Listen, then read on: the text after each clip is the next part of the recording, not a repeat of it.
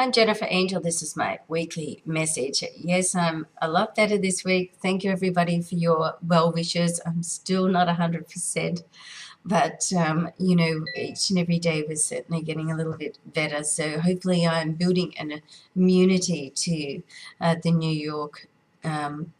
Manhattan climate. Okay, I'm sure that's happening. I certainly hope so. Anyway, as I said, thank you so much for all your notes. I have not got around still to answering them. We've only been working on half batteries this week, only doing half days, so I'm a little bit behind in some of my communications, but I am getting them, and I do thank you very much. Now, what's happening this week? A couple of things are happening this week. So first of all, Mercury is on the move on the 2nd, towards the end of the week, moves into the sign of Aries. Okay, now our Aries is very action-oriented sign. Now, Aries can actually, let's say, very good at thinking on their feet, but they can actually just blurt things out. And if you're talking to a sensitive person, then you want to just step back, edit your words, think through what you want to say. Now, this is for everybody, okay, because it's got this vibration to all the star signs, even though it affects a different area of life for each star sign, okay? So this is like the overall vibration for this placement.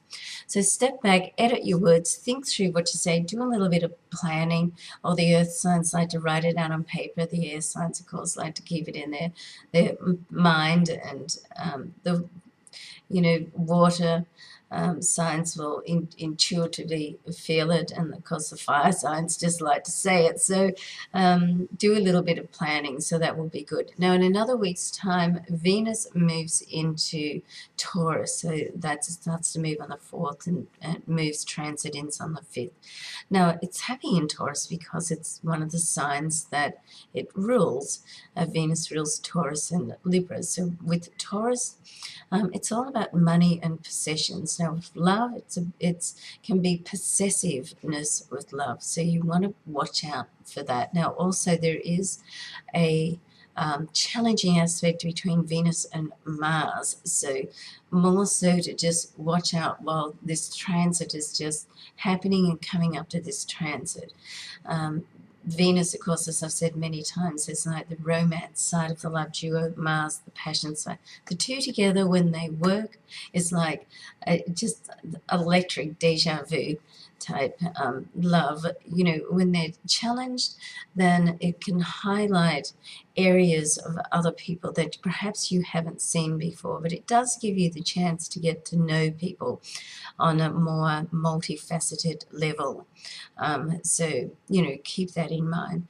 The other thing to watch out for this week is a somewhat challenging connection between the Sun and Saturn. So old man Saturn. Be careful that you're not repeating situations in your life. Past lessons, no matter what the lessons are to be learned from, not to be repeated. That doesn't mean to say that you're not going to go down similar paths in life, but if you see something going down, the same path, you want to check yourself and say, is this really what I want? Can I handle this situation this time? What would I like to do differently, and how would I do it differently? And just be more conscious about what you're doing, and what you want to do, and where you want to end up, and more conscious about your actions and intentions, okay? Have a great week, everybody. Thank you so much for being so supportive of me and my work.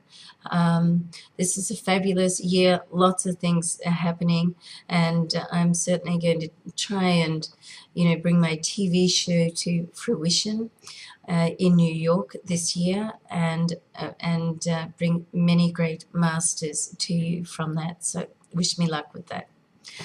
Love and luck to you all, and I look forward to seeing you next week, hopefully with not so much of a croaky voice. Okay, bye for now.